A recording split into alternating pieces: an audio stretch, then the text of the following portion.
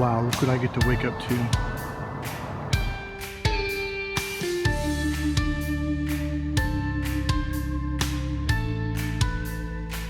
Hey, what's up everyone? This is Mike Colleen at MikeColleen.com, and today we're going to talk about congruency. This is, in my opinion, the ultimate, I don't know if I want to say end goal, but it's definitely, it's a definite ultimate goal, is to become congruent. Now, I started learning about congruency when I started studying NLP and hypnosis when I was 19, okay? I kept hearing this word, what does it mean?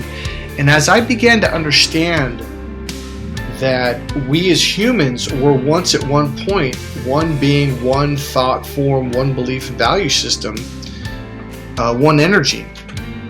As we began to go through life or lifetimes, we began to splinter, take a little drop of our energy and push it out. And now we've got incongruency. So there's a part of us here and there's the core us, and that causes this, right? Like a part of me wants to go that way, but then the other part is pulling me back, right?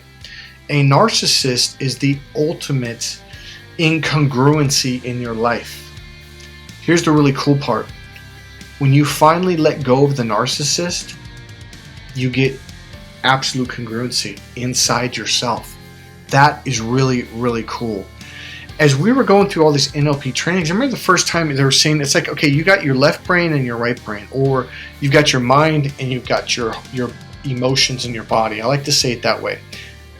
All right, technically your left brain is your thinking brain. The right brain is the creative emotional processor, the spiritual brain. And this is connected to your emotions and your feelings and your body, your five senses: see, hear, feel, smell, and taste. Okay, so it's your body. So this brain processes through emotions and feelings, which you feel in your body down here. Here's my point. What a narcissist does to you, now you're thinking, now here's the thing, I want to make sure you guys understand, it's not one narcissist. Please do not think that. It's the guy at the grocery store who cut you down. It's one of your teachers in elementary school, maybe another one in 5th grade, another one in high school, could maybe one of your coaches. It was one or both of your parents, maybe one or both of your brothers and sisters too, right? You've dealt with narcissists your whole life. It's not like it just came up one day. No, you just started noticing what they were. You started learning what they were, okay? What narcissists do is they turn your mind against your body. Now, we learned this in psychology, hypnosis, NLP, and energy healing. It was the same thing, just using slightly different words. You've got your left brain, the linear logical processor. It's like the machine brain, the business brain. You've got the right brain. Both men and women have this. It's the emotional, creative, spiritual brain. It's the internal brain. That it's when Jesus and Buddha say, look within. Tune into your body. Be in the present moment. One thing I learned was, it was deep into our NLP trainings, probably the 2nd or 3rd year, and they were saying, the reason why a client comes to you is because they're not congruent with themselves, right? I am. 1, 2, I am. The goal is to make these congruent. Again, the left brain would be the I, the logical thinking, the external when you're like this, thinking. And the internal brain is when you're more open and you drop down and you're feeling your emotions and feelings, which is relationships, social situations, and romance, okay? So the goal is to get those congruent to where it's like, okay, think of it this way, like you got one engine, one car engine going this way, and then the other one's going this way. And they're like doing like a tug of war constantly, right? And this is what a narcissist is. And when you let go of the narcissist, all of a sudden you get to go. But here's the really cool part. Now you've got both engines going in the same direction together. When they said that to me in NLP, I was like, no shit.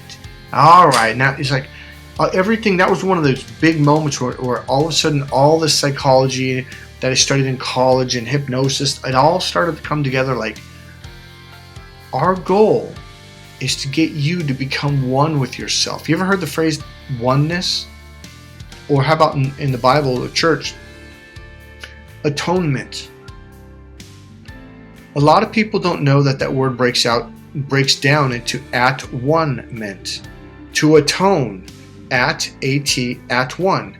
It means the left and the right brain are on the same wavelengths, right?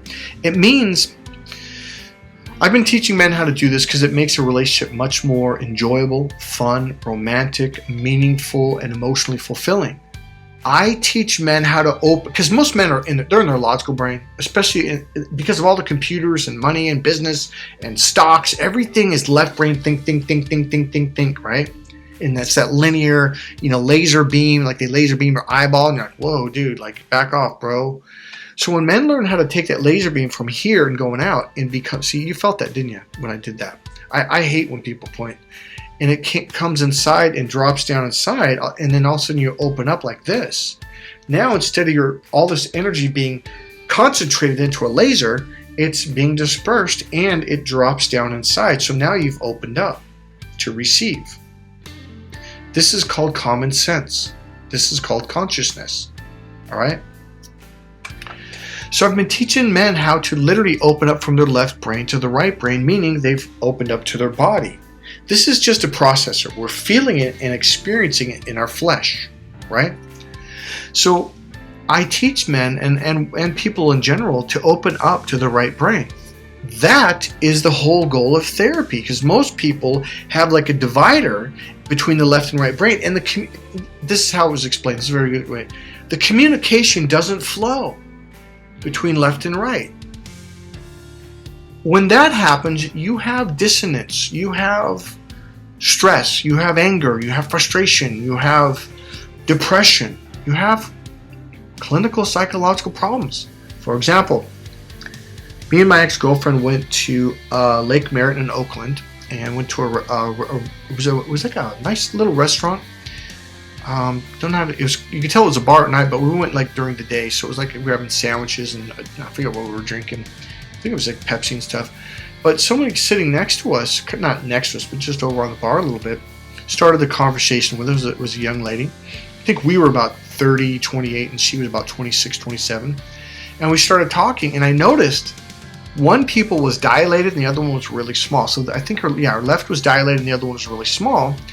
And as she's talking, it was like two like one moment it was this side of her brain was talking, then the next moment this side, and I was like, whoa.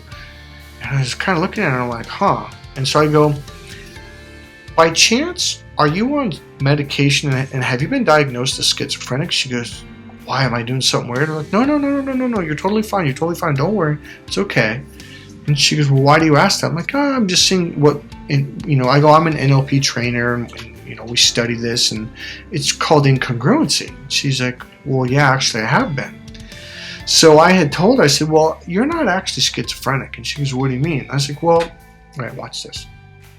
So I go, your left brain is you could tell because when she was in her left brain, she kind of talked like this and her hands would move and right, and she'd be very linear and her face and stuff was all tight like when you're left your brain thinking, right, really hard. And then I said, well, your left brain is kind of on this, really up and down, scattered kind of energy kind of thing. But then your right brain is really like this. And so when you switch, you become like this radically different person.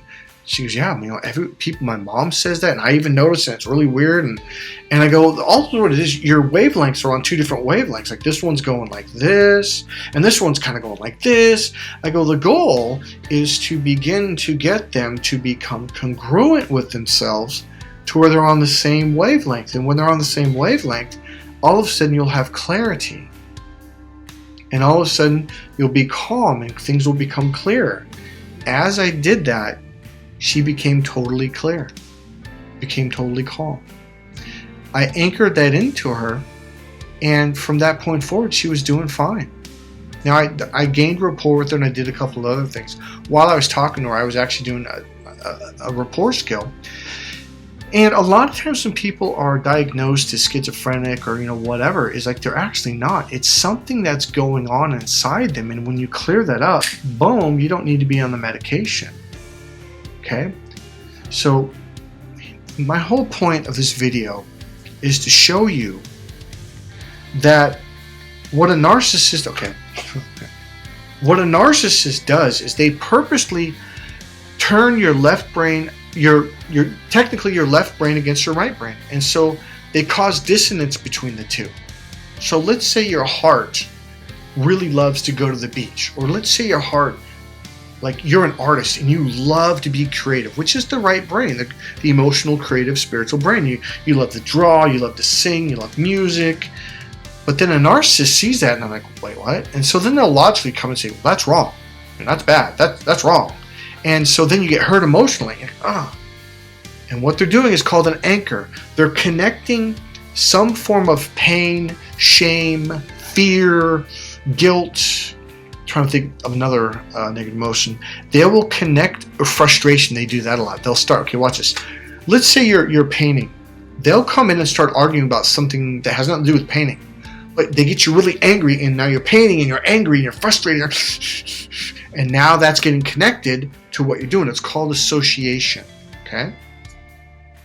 So this video would be much, much longer if I explained what an anchor is. All right, I'm going to go fast. An anchor, you can do it through the 5 senses: see, hear, feel, smell, or taste. You can also do it with words in a certain tone, okay? Let me give you this one. So some people, they have an anchor to when their grandmother or their mom made apple pie when they were a kid. So let's say 25 years later, or I don't know, say 20 years later, they're in college, away across country, and one of their classmates and them are walking downtown, and they walk by and they smell this apple, or they're walking by a house maybe, and they smell this freshly baked apple pie, and it has the exact same smell that when their mom or grandmother made when they were a kid. And without realizing, they're thinking about when they were 5 years old and walking up to grandma's house and walking there, they could smell the freshly baked food and the baked apple pie, and they loved it. And then they unconsciously, they'll start talking to friends, oh, when I was a little kid, my grandma, she had these shrubs, and we were walking along, and your friends looking at you like, what are you suddenly talking about when you're a little kid for? We were just talking about the football game, right? Well, that's called an anchor. There used to be a restaurant called Fresh Choice. I don't think we have them anymore, at least not in California. And it was basically mostly salads, and they would have some pizza and like hard-boiled eggs, but they didn't have like meat. I think it was kind of a vegetarian place, but not totally vegetarian. Because I think they had like pepperoni pizza. They definitely had hard-boiled eggs. I'm trying to think what else they had. But when I first walked in the very first time with my brother-in-law, you go to the salad bar and you get your tray and your plate and you load stuff up and you load your salad and your beets and whatever, and you go down and you wait for people. And I remember I suddenly started talking to my brother-in-law. When I was in 2nd grade, there was this pizza and it smelled so good and blah blah blah blah blah, and I kept talking about the smell and how it was amazing. And he goes, Michael, why are you talking about pizza from 2nd grade? And I go, huh? Oh, I don't know. That was weird. It was like a random thought. Watch this. This is where your random thoughts come from. So we got rung up, and then we went to get like the pizza and the desserts and hard-boiled eggs and whatever else they had, and spaghetti and all that stuff they had. And as we were going up, the pizza was there. I'm like, man, it looked just like it. Oh, that's the exact same smell. And I went and got it. Remember, we sat there when I bit it. I was like, oh my God, it tastes exactly like when I was in 2nd grade. Well, that was an anchor, because the door, when you first walk in, is really far away. But I had just enough of a smell that was so unconscious, I couldn't tell that I was smelling it. That's an anchor. It'll trigger memories and emotional states. These are called anchors, okay? So you can do it with a word or a phrase. You can anchor it in with let's say you're thinking about something that you really enjoy in life, and then they come up and rah, and they yell at you, and then you get scared. Well, whatever you're thinking about, that gets connected. It's just like a URL on a computer. That's a link that will take you to a certain page. Once you click on it, you go to this page. It's the same thing with smells, taste, visual things, visual, auditory, kinesthetic. So let's say I touch you right here when I get you into a really confident state, and I touch you there, and I touch you there, and I touch you there, as you're in this peak confident state. So as you're really feeling hot, I touch you, right? Let's say a day from now, or 2 days, you're kind of feeling down and you're insecure and you're just really bummed out, and I touch you in the same spot. All of a sudden you'll go, I'm feeling good now. Because that's an anchor. I've triggered that anchor. Now here's the really interesting thing. When you're in that down state, once I trigger that anchor, it attaches to that down state and puts you in that confident state. I could do it to laughter, to another anchor, ha ha ha. So then let's say you're really depressed and you're really down in the blues. I'll touch that anchor and boom, you'll start laughing, and that depressed state, anytime you go into it, will be the same as me touching you there, and it'll put you in a happy, fun, laughter state. So you can set anchors in a very positive way. Well, guess what narcissists do? They do it in a very negative way, all right? So that causes you to be incongruent with yourself. So your heart wants to go this way, but then they anchor you to something that's like fear. So let me go my notes here.